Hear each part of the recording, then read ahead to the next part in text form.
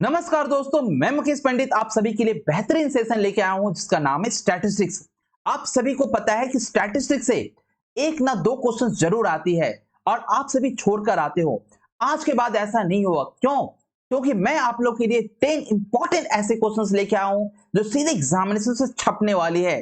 तो दोस्तों, सेशन में लास्ट तक जरूर बने रहें क्योंकि आप चाहते हैं कि आपको टारगेट 25 आउट ऑफ 25 मैथ्स में मिले। तो इस सेशन को देखना बिल्कुल ना भूले। तो चलिए स्टार्ट करते हैं टॉप 10 मोस्ट इंपॉर्टेंट क्वेश्चंस के साथ।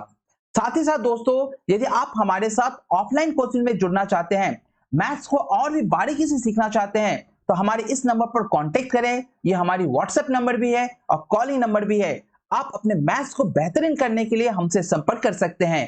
ठीक है दोस्तों, तो चलिए स्टार्ट करते हैं आज का सेशन। देखिए यहाँ पर संख्याओं के 5, 17, 68, 17, 32 ये निम्न संख्याओं का क्या बोला? माध्यिका निकालने बोला है। सबसे पहले बता दूं कि माध्यिका का मतलब होता है मीडियन। ठीक है, मीडियन। ठीक है ना, माध्य अलग चीज हुआ। माध्य एक तरह का औसत होता है लेकिन मीडियन नहीं। तो दोस्तों, मैंने यहाँ पर देखिए आप लोग के लिए पहले से लिख के रखा हूं ताकि आपकी समय नष्ट ना हो। यदि ये जो संख्या है ना, ये संख्या 1, 2, 3, 4, 5, 6, 7, 8, 9, 10, 11, 12, 13, 14, यानी ये संख्या यदि इवन में हो, मैं यहाँ लिख दिया हूं ऑड में हो, तो क्या हो जाएगा? यानी n मेरा ऑड में हो तो मीडियन क्या हो जाएगा? n+1/2 th। यदि मीडियन मेरा इवन में हो तो क्या हो जाएगा? n/2 + th + n/2 + 1 th/2। तो मैं यहाँ देख रहा हूँ कि माध्यिका यहाँ मेरी कितनी है? माध्यिका मेरी यहाँ पर नंबर ऑफ जो नंबर है वो मेरी क्या 14 है, यानी क्या n है दोस्तों। यदि n है यानी n मतलब n का बदले क्या हो? 14। तो आप यहाँ पर 14 लगाओगे, 14/2 प्लस फिर यहाँ पर क्या लगाओगे?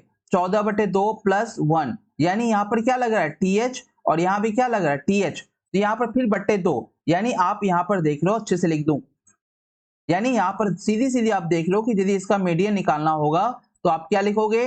14/2 th प्लस 14/2 + 1 th। ध्यान से देखना क्योंकि एक भी क्वेश्चन आपकी छुटनी चाहिए। अब ये कितना हो गया? 7th। आपका क्या हो गया? 7th। और ये कितना हो गया? 7th। और ये क्या हो गया? 8। यानी आप सीधी तौर पर 7वां और 8वां नंबर काउंट करो। तो देखो मैंने यहां लिख चुका है 1, 2, 3, 4, 5, 6, 7 और 8। 7वां में कौन बैठा हुआ है? सर जी 7वां में बैठा हो 37, और 8वां में कौन बैठा है? 45। ठीक है ना, बटे 2 जोड़ दो, 7, 5, 12 और 4, 3, 7, 1, 8, यानी बटे 2, यानी कितनी आ गई? 41। तो आपको बस तुरंत ही, जैसे 14 आ रहा है ना तो 7 होगा और 8 होगा, यदि 16 आएगा ना तो 8 होगा और 9 होगा, बटे 2 कर दो, बटे 2 कर दो। ठीक है ना, तो यहाँ पर एक आंसर कितनी आ रही है? 41। चलिए नेक्स्ट क्वेश्चन। नेक्स्ट क्वेश्चन भी सेम है, बस जल्दी से आप काउंट करना है। 1, 2, 3, 4, 5, 6, 7, 8। 8 मिल गई दोस्तों, यानी n इक्वल टू आपको कितनी मिल गई? 8 मिल गई। n इक्वल टू जब 8 मिल गई तो आपका मीडियन क्या होगा? आपका मीडियन होगा 8/2 th। बार बार मत करना, मैं सिखाने के लिए ये कर रहा हूं, बार बार 8 8 लिखने की जरूरत नहीं है। आप समझ गए ना, 8 है तो क्या हो? चौथा होगा और 5वां होगा, बटे 2 होगा। देखो वही निकल के आ रही है, चौथा प्लस 5वां बटे 2। तो चौथा कितनी है? जल्दी से काउंट करो, 1 2 3 4। 4 है, यानी चौथा कितनी? 4 है। अब 5वां कितनी? 26 है। एक और इंपॉर्टेंट बात बताना चाहता हूं कि ये जो श्रृंखला है ना, इसको आप असेंडिंग ऑर्डर या तो डिसेंडिंग ऑर्डर में सजा लो। आप इसे असेंडिंग ऑर्डर, देखो यहाँ पर ध्यान देना, यहाँ पर मैंने असेंडिंग ऑर्डर में सजा के रखा है, तो आपको असेंडिंग ऑर्डर या तो डिसेंडिंग ऑर्डर में होना चाहिए, इसी सीरीज में नहीं होनी चाहिए। ठीक है, 26 और 25 कितना हो गया? 51 हो गया। 51/2, 51/2 मतलब 25, 25.5, 25.5 इसका राइट आंसर होगा। फटाफट फटाफट दोस्तों, आप लोग के पास समय नहीं है। आरोही क्रम का मतलब होता है डिसेंडिंग ऑर्डर, व्यवस्थित प्रक्षेपणों के एक सेट में 11, 12, 14, 15 इस तरह से। दोस्तों मैं एक बात क्लियर बता दूं आपको, जब कहीं पर बीच में x+1, x+3, तो आप समझ जाना कि ये जो प्रक्षेपण है ना, ये जो ऑब्जर्वेशन है ना, ये पहले से या तो असेंडिंग ऑर्डर या डिसेंडिंग ऑर्डर में सजी हुई है। आप देख के ही समझ रहा हो कि असेंडिंग ऑर्डर में सजी हुई है। सबसे इंपॉर्टेंट बात, यहाँ पर आपको मीडियन दे रखी है कितनी? 17। आप नंबर को काउंट करो, 1 2 3 4, ये 5, ये 6 7 8 9 10, यानी क्या बना? 10 बना सर जी। यानी मीडियन क्या होगा? मीडियन होगा 5वां नंबर और छठा नंबर बटे 2, है ना। तो पांचवा क्या है, 1 2 3 4 5, पांचवें में कौन बैठा है, x प्लस 1, छठे में कौन बैठा है, प्लस x प्लस 3 अपॉन कितना है 2। आप मीडियन पता है आपको, मीडियन कितनी है 17, तो x कितनी हो गई, x हो गई 2x प्लस 4, 17 दूनी 34। तो यहाँ पर आप जान रहे हो कि 2x इक्वल टू कितनी हो गई 30, तो x इक्वल टू कितनी हो गई, जल्दी से बताओ, x इक्वल टू होगी 15। आपसे x का मान पूछा था ना, x की वैल्यू 15। ठीक है, उम्मीद करता हूं आपको सेशन समझ में आ रही होगी। अंक गणितीय श्रेणी का मतलब होता है arithmetic progressions. Arithmetic progressions, progressions arithmetic यानी एपी का मतलब क्या होता है कि डिफरेंसेस इक्वल होनी चाहिए। आप देखो ना यहाँ पर 5 में 10 5 की डिफरेंसेस है, 10 में 15 5 की डिफरेंसेस है, 15 में 20 5 की डिफरेंसेस है। सर जी समझ में आ गया, डिफरेंसेस इक्वल होने चाहिए। यानी फर्स्ट टर्म कितनी है इसकी, फर्स्ट टर्म 5 है, डिफरेंसेस कितनी है इसकी, डिफरेंसेस भी 5 है। टीएन कितनी है इसकी, सर टीएन भी कितना है 1 to 5 है, बस निकालो। Sir TN equal to formula क्या होता है, A plus N minus 1 into D.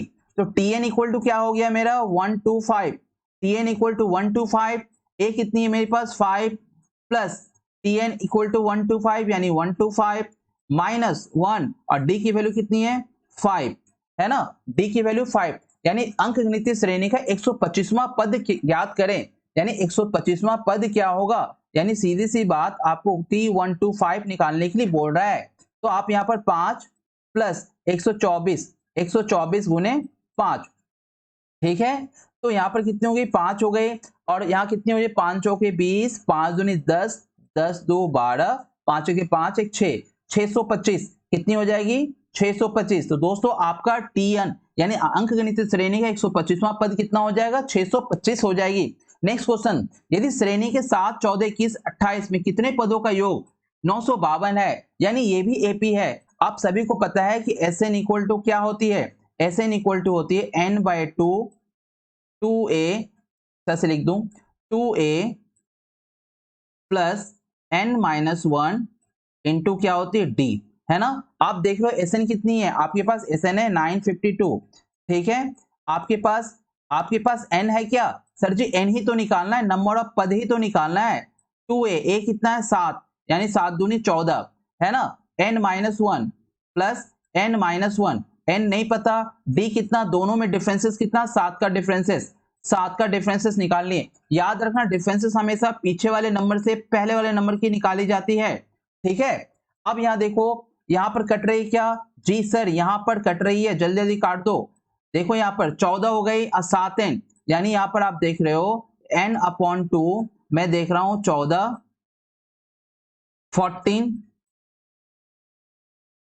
14 plus यानी यहाँ पर 7 एन माइनस 7, या 14 में से 7 घट गया कितना हो गया, 14 में से 7 घट गया तो 7 हो गया। तो क्या मैं 7 एन को निकाल सकता हूं बटे 2, है ना। 7 घट गया तो यानी 1 प्लस क्या हो गई यहाँ पर एन हो गई, ठीक है। अब यहाँ पर 952 को आप 7 से उड़ा दो, 7 से जैसे उड़ाने गए तो 7 एकम 7, 2 और 5 बच गई, यानी 7 21, है ना, 7 छक्के 42, यानी यहाँ पर आपका कितना हो गया। यहाँ पर सीधी सीधी बात यह है कि n प्लस 1 n प्लस 1 है ना, इक्वल टू कितना हो गया 136 दूनी 272, 136 दूनी 272, ठीक है ना। और सामने में क्या n है, सामने में क्या है यहाँ पर n। तो दोस्तों यहाँ पर आपको सीधी सी बात है ना कि यूनिट डिजिट क्या आना चाहिए 2 आना चाहिए। यदि मैं 16 लेता हूं, देखो 16 यदि n की वैल्यू में 16 लूं तो n प्लस 1 कितना हो जाएगा, n प्लस 1 17 हो जाएगा, 7 छके 42 यानी 100%, यानी 18, इसके पीछे लो 8 7 56 6, या इसके आगे लो 9 8 72, नहीं आ रही ना, इसके आगे वाले अंक पीछे वाले अंक दोनों से नहीं आ रहे हैं। इसको लो 17 के पीछे वाले यदि अंक लेते हैं तो 17 छक यहाँ भी हो रहा है, देखो ये दोनों संख्या में अब कंफ्यूजन उत्पन्न हो रही है। तो आपको n निकालना है, तो n आपको चाहिए, एक्चुअल में क्या चाहिए आपको n चाहिए, तो 17 को आप आगे ले जाओगे तो 8 7 56, ये भी नहीं होगा, यानी 100% जो मेरा आंसर है, 100% जो मेरा आंसर वो क्या बने 16। अब यहाँ देख लो ना, यहाँ पर आप 16 और गुने यहाँ पर 17 करोगे तो आपका आंसर कितना हो जाएगा 272 हो जाएगा। तो n पदों निकालना है, n प्लस 1 पद नहीं निकालना है, इसलिए आंसर कितना हो जाएगा आपका 16 हो जाएगा, ठीक है। नेक्स्ट क्वेश्चन की ओर, रेंज पूछ रही है, तो रेंज में क्या होता है कि जो सबसे बड़ी संख्या क्या दिख रही है आपको 21 और सबसे छोटी संख्या क्या दी 1, यानी रेंज निकालते समय बस कुछ नहीं करना होता, रेंज इक्वल टू क्या होता है लार्जेस्ट नंबर में से स्मॉलेस्ट नंबर माइनस कर दीजिए, ये आपका रेंज निकल गया। नेक्स्ट क्वेश्चन की ओर, यदि 10 संख्याओं का समानांतर माध्य 35 है, ठीक है, और प्रत्येक में 2 जोड़ दिया जाए तो संख्या की नई श्रेणी का माध्य क्या होगा। माध्य 10 संख्याओं का माध्य कितना है 35, तो टोटल संख्या कितनी हो गई, टोटल हो गई 350,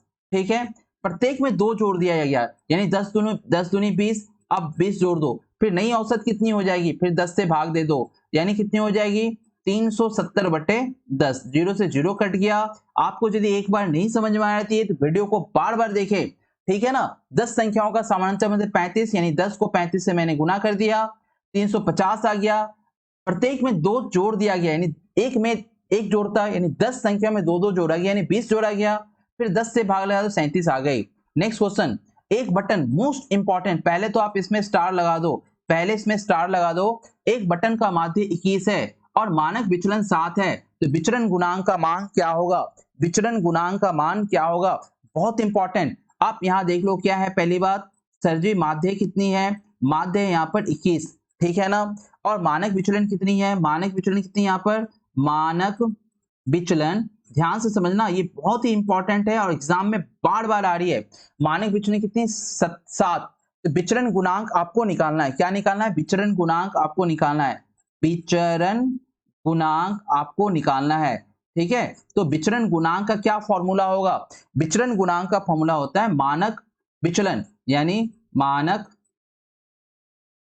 विचलन बटे माध्य, मानक विचलन बटे माध्य। तो मानक विचलन कितना आपका, मानक विचलन 7 है, ठीक है, मानक विचलन कितना है 7 है, गुणे क्या निकालना है, प्रतिशत भी निकालना है, तो गुणे क्या हो जाएगा यहाँ पर 100, और मानक माध्य कितना है 21 है, गुणे यहाँ पर 100, तो देख रहे हो कट रहा है यहाँ पर, आप यहाँ पर सीधे सीधे तौर पर देख रहे हो कि 7 एकम 7, 7 3 21, 1/3 कितना होता है सर जी 33.1/3% होता है, जो आपने बता रखा है, ठीक है ना। तो दोस्तों ये फॉर्मूला जो है ना, ये फॉर्मूला को आप जरूर याद कर लेना, क्योंकि मोस्ट इंपॉर्टेंट फॉर्मूला है, विचरण गुणांक मानक विचलन बट्टे मध्य गुणे 100। नेक्स्ट क्वेश्चन, एक बटन का मानक विचलन, आप मानक विचलन ही दे रखा है, ठीक है ना, तो विचरण का मान कितना होगा, मानक विचलन यदि दे दिया है तो विचरण का मान पूछ रहा है आपको, सीधी सी सवाल है, यानी आपको मानक विचलन मतलब सिग्मा दे रखा है कितनी 9,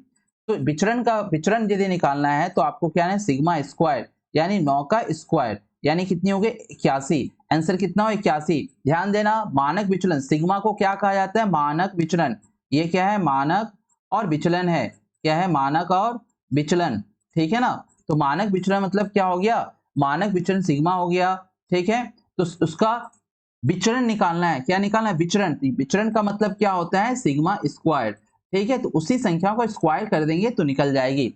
नेक्स्ट क्वेश्चन की ओर, एक संख्या का मानक विचलन 6.5 है, यानी 6.5 मानक विचलन है, तो इसका प्रसरण क्या होगा, गजब की क्वेश्चन से, देखो बार बार मैं बोल रहा हूं दोनों क्वेश्चन में अंतर है, यहाँ पर मानक विचलन यानी सिग्मा इक्वल टू 9 दिया हुआ था, तो विचरण का होता है सिग्मा स्क्वायर, तो यहाँ क्या हो गया 81 हो गया, लेकिन यहाँ पर क्वेश्चन थोड़ी सी अलग है, एक जनसंख्या का मानक विचलन 6.5 है, तो इसका प्रसरण क्या होगा, प्रसरण निकालने की बात कर रही है, सेम है, सेम क्वेश्चन है, यानी सिग्मा इक्वल टू 6.5 है ना, तो सिग्मा स्क्वायर इक्वल टू क्या होगा, सिग्मा मतलब प्रसरण, सिग्मा मतलब क्या प्रसरण, सेम क्वेश्चन है, ध्यान देना, यहाँ भी विचरण या प्रसरण, विचरण प्रसरण एक ही चीज को कहते हैं, मैं बार बार समझा रहा हूं, विचरण और प्रसरण एक ही चीजों को कहते हैं, ठीक है ना। फिर से मैं लिख देता हूं ताकि कंफ्यूजन ना हो, विचरण, मैं यहाँ लिखूं विचरण, विचरण या प्रसरण एक ही चीजों को कहते हैं, कंफ्यूजन नहीं होना है,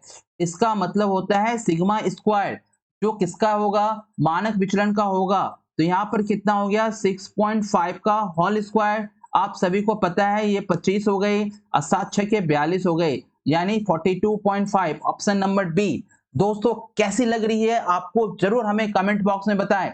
एक डेटा सेट का प्रसरण, डेटा सेट का प्रसरण देखो दे रखा है, यानी सिग्मा स्क्वायर इक्वल टू 144 दे रखा है, सिग्मा इक्वल टू कितनी हो गई, सिग्मा इक्वल टू 144 का हो गया आपका यहाँ पर 12। तो मानक विचलन ज्ञात करें तो प्लस माइनस क्या होगा, प्लस माइनस क्या होगा 12। बात समझ में आ रही है क्या? तो दोस्तों सेशन आपको कैसा लगा मुझे आप जरूर से कमेंट बॉक्स में बताएं। इस तरह की और एक टॉप 10 क्वेश्चन है दोस्तों, मैं वो भी टॉप 10 क्वेश्चंस आपको कर दूंगा। जब तक कि एग्जामिनेशंस में खोपड़ी में छेद नहीं करना है दोस्तों, तब तक रुकना नहीं है। इस तरह के सेशन को कंटिन्यू देखने के लिए मेहनत कीजिए, कंटिन्यू देखने के लिए हमारे सेशन पर जरूर बने रहें। ठीक है, मैं फिर आपको इस तरह के एक बेहतरीन सेशन लेके आ रहा हूं, तब तक के लिए मन लगा के पढ़ाई कीजिए। और एक बात, हाँ, मैं फॉर्मूला रिवीजन भी एग्जामिनेशन से 2 दिन पहले मैं फॉर्मूला रिवीजन करने वाला हूं, तो आप लोग जरूर सेशन को देखना, क्योंकि फॉर्मूला एक बार एग्जामिनेशन से पहले रिवीजन होना बहुत ही जरूरी है। ठीक है, तो पढ़ते रहिए मन लगा के। नेक्स्ट सेशन में मिलते हैं फिर से। जय हिंद।